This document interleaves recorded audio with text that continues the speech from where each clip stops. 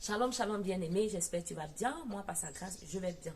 Et là, je viens toujours par rapport au vlog, notre vlog de mon voyage en Israël. Nous sommes le 3e jour, qui est le 31 mai 2023. Je vais vous parler de ce que nous avons fait là-bas. Et comme ça, pendant que tu regardes les vidéos, tu pourras mieux te situer aussi dans la Bible.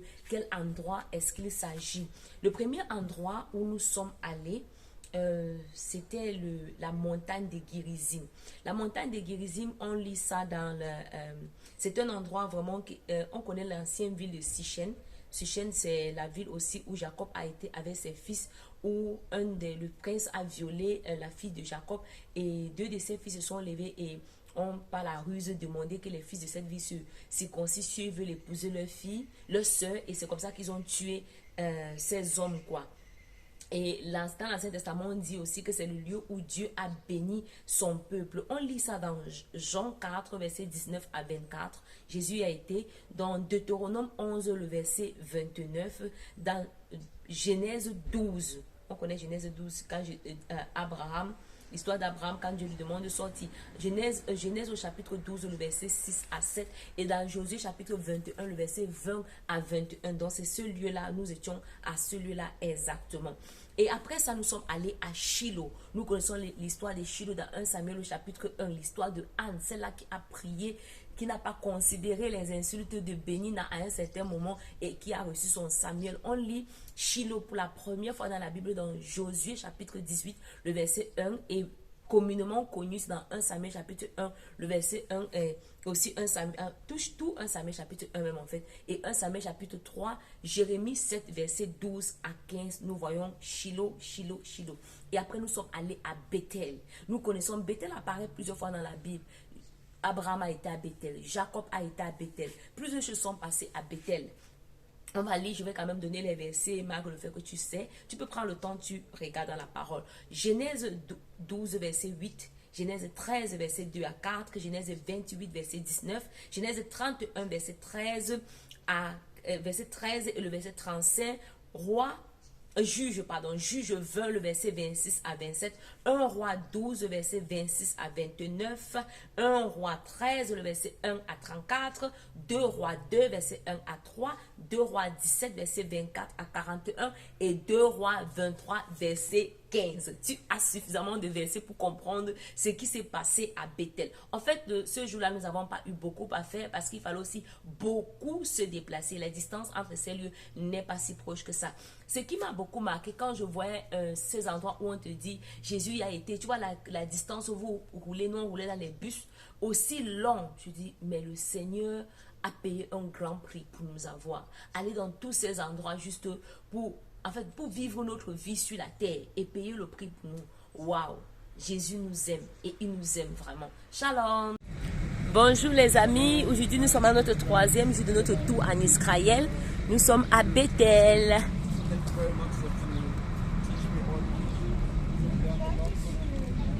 En fait, on a voyagé, on est quitté de Jérusalem, on est à la Samarie. Aujourd'hui, on va visiter Bethel, on va visiter Shiloh. Donc nous venons d'arriver. Là, nous sommes en train de monter, l'équipe est en haut. Vous dites mon groupe, quoi. Mon groupe est en haut. J'ai appris beaucoup de choses aujourd'hui, les amis. Il y a des zones, zone A, zone B, zone C en Israël. Il y a une zone où les Juifs, les Israélites n'ont pas le droit d'entrer. C'est la zone où les Palestiniens sont. On a appris beaucoup de choses. Ouais.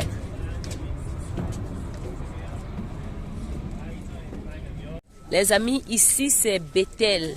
On dit que ici c'est le lieu où Abraham a eu sa rencontre avec Dieu. Dieu l'a promis. Lui a dit après la séparation avec l'autre, lève les yeux et le pays que tu vois devant toi, je vais te donner.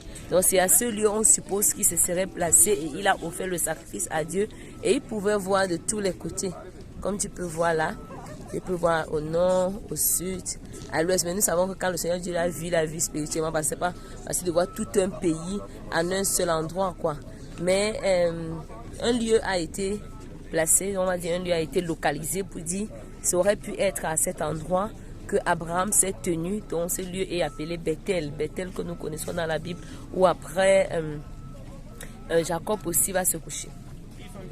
Nous sommes dans tout ce coin est appelé Bethel. Nous allons aller dans un autre endroit qui est vraiment ce lieu où on dit, c'est le lieu où Jacob s'est couché et il a vu les anges monter et descendre. C'est là où nous allons maintenant. C'est là où on dit que c'est le lieu, la porte du ciel, où le ciel est ouvert. Bon, c'est ça. Donc, quand quelqu'un est assis, en fait, il peut voir jusqu'à Tel Aviv, il peut voir jusqu'à la mer, la mer Morte. Il peut voir en fait partout. Il peut voir partout. Nous sommes allés au lieu où Jacob a eu sa rencontre avec Dieu. Les amis, on est toujours à Bethel, donc il y a beaucoup de versets bibliques qui parlent de Bethel. On voit ici comment le Seigneur va dire dans Genèse 28, verset 15, « Je serai avec toi, j'aurai les yeux fixés sur toi, est-ce que tu reviennes ?» Ça, c'est la rencontre de Jacob avec Dieu.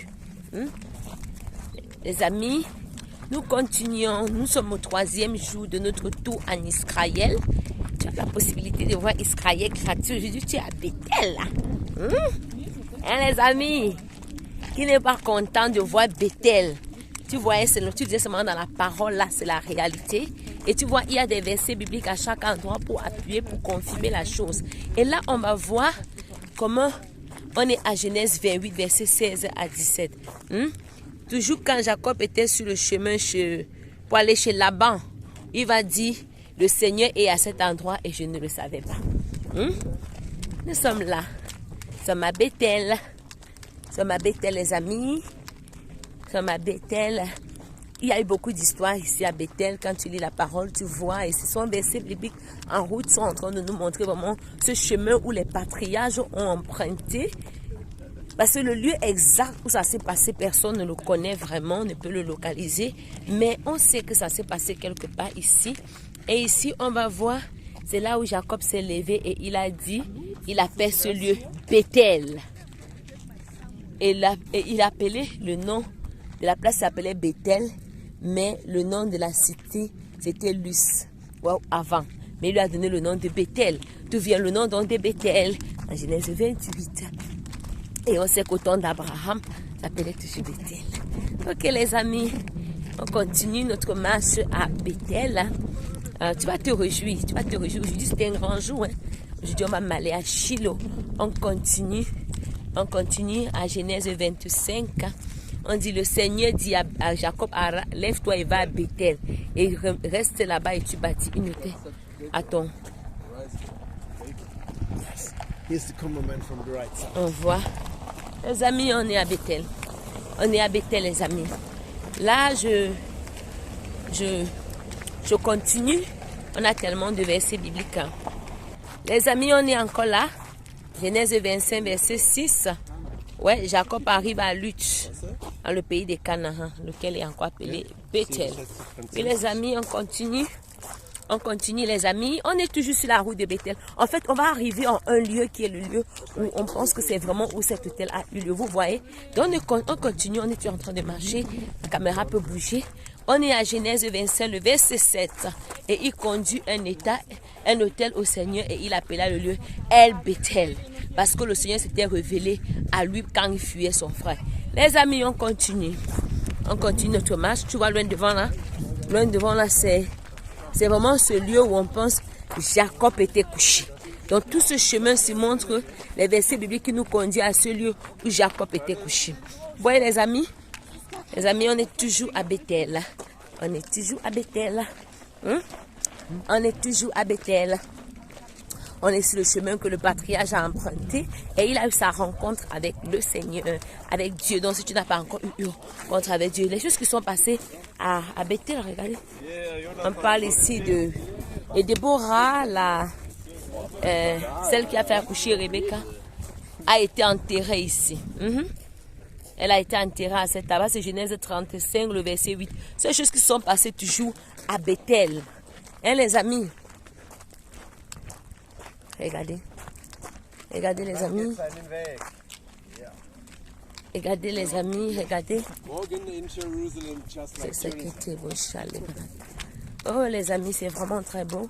En fait, très beau d'être dans un tel endroit pour voir que la Bible est réelle. La parole de Dieu est réelle. Il ne s'agit pas juste de ce qu'on lit. Ces lieux existent.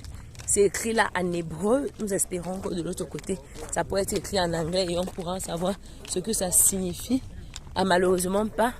Malheureusement, il n'y a pas l'anglais de ce côté. On va aller. Et ici maintenant, dans cette pierre en fait signifie, dans ce lieu, vous voyez la barrière même autour, c'est le lieu où David a eu, dont Jacob, pardon, a eu son rêve, a eu le rêve, a rencontré Dieu. On voit comment le tout est un. Ouais. Vous voyez? Vous voyez? C'est ce lieu où on dit Jacob a eu son rêve. Vous voyez? Et les amis, c'est ici. C'est ici, cette pierre que vous voyez devant nous, qui est dit que c'est le lieu où Jacob s'est couché et a eu sa rencontre avec Dieu. Et les amis, vous voyez? C'est ce lieu. C'est ce lieu. La Bible est réelle, les amis. La Bible est réelle. Vous voyez? Vous voyez? Vous voyez? La Bible est réelle. La Bible est réelle, les amis. C'est un ancien arbre qui a plus de 1000 ans.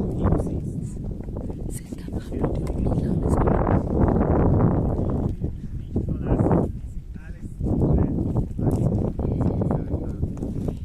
Cet arbre a plus de 1000 ans, les amis.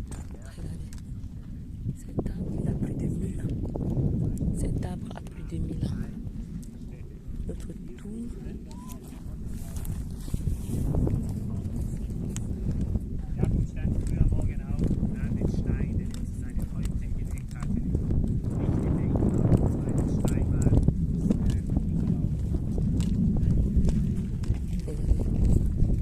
C'est ce lieu, les amis.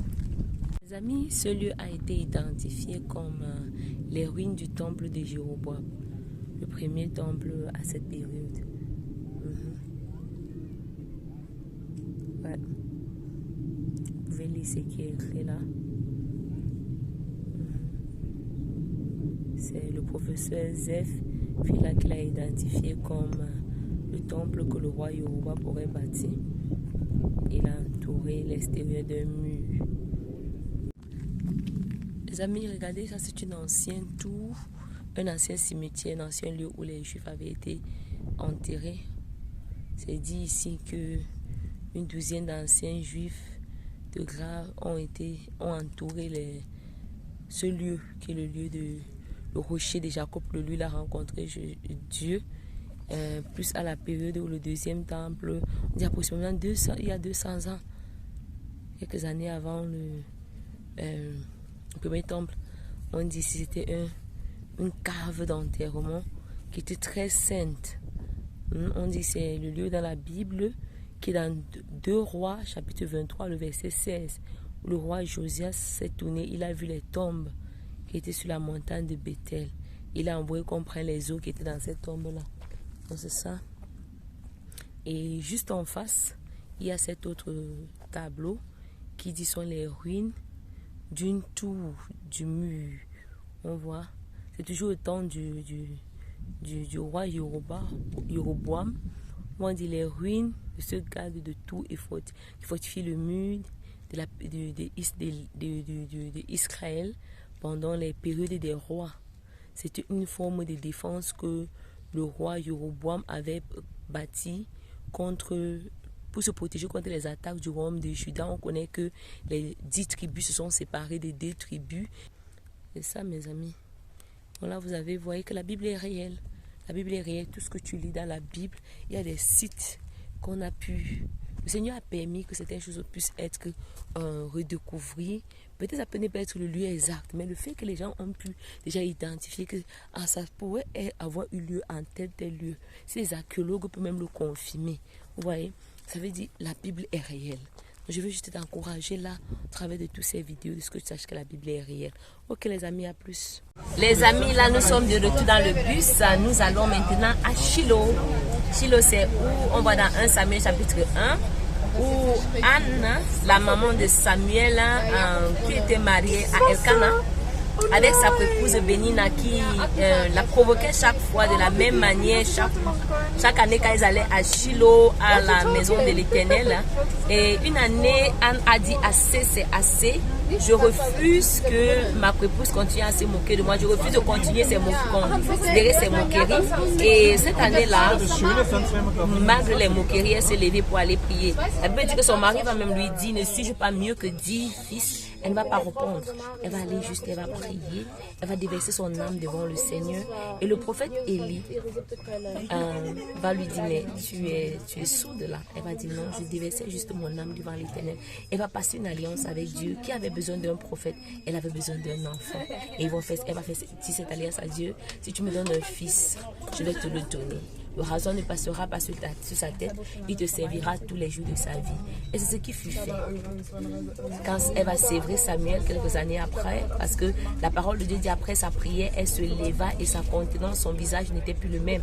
Elle a mangé, elle se réjouit, son mari l'a connue et elle est devenue enceinte de Samuel, qui veut dire je l'ai demandé à Dieu. Au chapitre 2, on va nous dire quand elle va sévrer Samuel, elle va l'amener au temple avec les 3 taureaux. Et ils vont être sacrifiés et elle va présenter l'enfant à Dieu qui va rester là-bas tous les jours de sa vie. C'est où nous allons maintenant. Nous allons à Shilo. Et nous connaissons aussi Shilo dans Josué où le Seigneur va dire rassemble les enfants de l'Éternel à Shilo. Nous allons parler plus de Shilo plus tard. Shalom. On est le 3e jour de notre tour à Israël. La vie est réelle. Le Seigneur est réel. Salut les amis. Nous voici encore. On est au 3e jour. Toujours au 3e jour de notre tour en Israël. Et où sommes-nous après Bethel? À Shilo. Shilo. Il y a tellement d'histoires sur Shilo. Shilo apparaît pour la première fois dans la Bible, dans Genèse, je crois au chapitre 49, où Jacob est en train de bénir, à travers 49 ou 50, où Jacob est en train de bénir les fils de ses fils. Jacob bénit ses fils. Et là, il va parler de Judas. Et il va dire à Judas, il y a une phrase qui va dire, jusqu'à ce que le Shilo revienne. Parlant de Shilo, il parle de Jésus-Christ, le Messie. Quand il dit à Judas que le spectre de l'autorité ne s'éloignera pas de lui, on est à Shilo. La deuxième fois que Shilo apparaît, en fait que je connais que Shilo apparaît dans la parole de Dieu, c'est dans Josué au chapitre 18. Le verset 1, dans Josué chapitre 18, le verset 1, le Seigneur va parler de Shilo, où la Bible va dire que les enfants d'Israël étaient rassemblés à Shilo et le pays était soumis devant eux. Et toujours dans le même Josué chapitre 18, je crois à partir du verset 8 et 9, on va encore parler de Shilo, où c'est à ce lieu à Shilo où le pays sera départagé entre les 10 et demi tribus d'Israël, parce qu'on sait que les 2 et demi autres tribus, une partie de Manassé et de Ruben étaient restés de l'autre côté du Jourdain quand ils ont vu que la place était florissante. Avant qu'on ait traversé le Jourdain, ils ont vu que la place était florissante, ont demandé à y rester. Et Moïse avait dit qu'ils doivent traverser, laisser leurs enfants, laisser leurs brebis pour aller combattre avec leurs frères. Et ils ont accepté. Et la prochaine fois qu'on va entendre parler de Shilo dans la parole de Dieu, c'est dans 1 Samuel 1 où on va parler de Anne et son époux et sa coépouse Bénina. C'est la prochaine fois qu'on va entendre parler de Shilo. C'est vraiment là-bas qu'on entend parler encore de Shilo. Et tout le monde connaît, plusieurs personnes connaissent cette histoire de Anne qui va prier et elle va recevoir son Samuel. Quand les gens parlent souvent de Shilo, on se réfère beaucoup à cette parole de Anna qui a fait alliance avec Dieu et elle a reçu son Samuel. Et la prochaine fois qu'on va parler encore de Shilo, ça sera dans 1 Samuel le chapitre 3 où Samuel, la Bible va dire que et le Seigneur se révéla à Samuel à Shilo par la parole. Alors là, nous sommes à Shilo. Nous sommes à Shilo. Si tu veux connaître plus sur Shilo, va dans la parole, va dans la Bible, tu auras plus d'informations sur Shilo. Tu auras plus d'informations sur Shilo. Là, nous allons entrer dans la réception et nous allons arrêter la caméra. Après, là, à la réception, qu'est-ce qui se trouve? Un magasin. Il y a un magasin où on vend de l'huile d'onction, de l'huile d'olive. On voit Shilo Spirit, Shilo. On voit beaucoup de choses. On voit beaucoup de choses. Beaucoup de choses sont écrites en hébreu. On voit beaucoup de choses. Beaucoup Shilo encens, les encens pour ceux qui utilisent les encens. On voit beaucoup de choses en fait à Shilo. En fait, à la réception, ils ont une bibliothèque, ou bien ils ont un magasin. Yeshua, je ne sais pas ce que ça veut dire. amis, là, on va entrer dans un monogramme de la tente d'assignation. Vous connaissez la tente de rencontre que le Seigneur avait demandé à Moïse de bâtir quand il était encore dans le désert. Et on connaît que ça a été apporté ici par Josué, en Josué 18, verset 1. L'hologramme.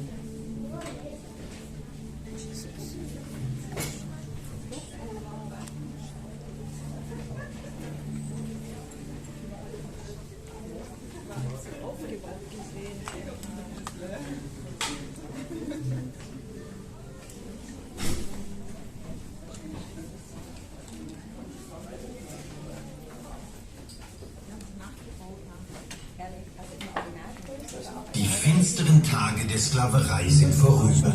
Wir haben Ägypten verlassen.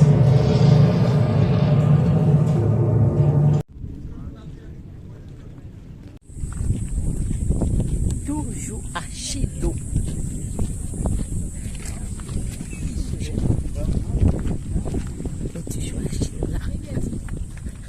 On est toujours à Shiloh. On est toujours à Shiloh, les amis. On est toujours à Shiloh. C'est une église qui est construite ici. On est toujours à Shiloh, les amis. On doit courir, malheureusement. Par le toit des ça, c'est les oliviers. Regardez les anciens rites qui ont été découverts. Vous voyez, les amis. Ouais. On est toujours à Shiloh, hein. C'est toujours Shiloh. On est toujours à Shiloh, le deuxième jour de notre tour en Israël. Ok, les amis? Regardez. Regardez, les amis. Regardez. Regardez les puits. Regardez les deux côtés. Vous voyez, les amis? Les archéologues continuent à fouiller et voir des fondations, des choses dans des sols. Vous voyez, les amis? Vous voyez? On est à Shiloh, là. On est à Shiloh. Vous voyez, les amis? Je vais monter sur les escaliers. Tout le monde pourra bien voir à l'intérieur.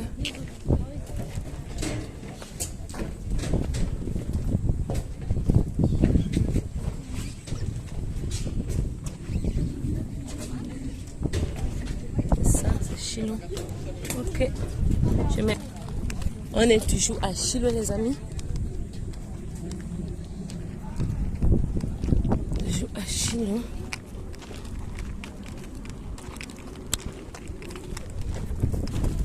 On est comme ça qui nous a menés où ils sont rassemblés pour que les... Ils sont rassemblés, ça rappelle? Ce sont des espions qui ont été envoyés pour espionner le pays. Et ils devaient revenir donner les comptes.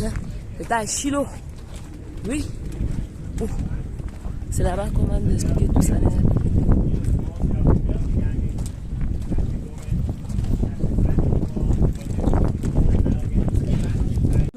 Nous sommes ici à Shiloh, les amis, où Anna a prié et a reçu son Samuel. Elle a oublié les mépris, les insultes de Bénina. Et elle a eu son Samuel. Moi, je que Blanine, tu fais quoi comme ça avec tes cheveux? Maman, il fait un peu le nyanga, il faut que la vidéo soit claire. Faut que la vidéo soit jolie ou bien? Quand toi, tu veux montrer que ça soit joli. Ou bien? C'est quand même les vacances de quelqu'un. Tu es dans les vacances de quelqu'un. 3e jour. Shiloh Bethel. Ouf.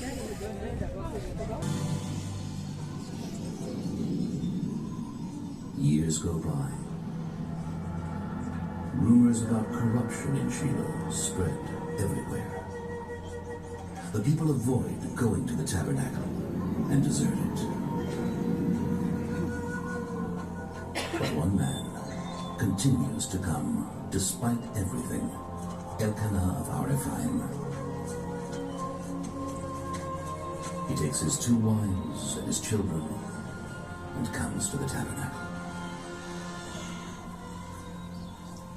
Elkanah, call her. The food will go dry.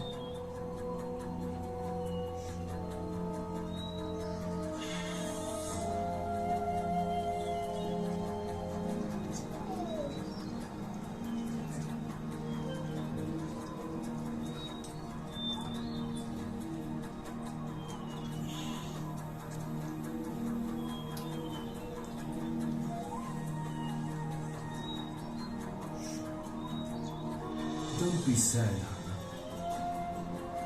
You have me. I'm like 10 children.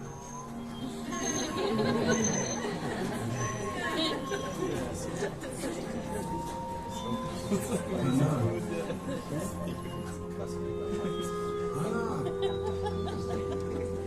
Hannah.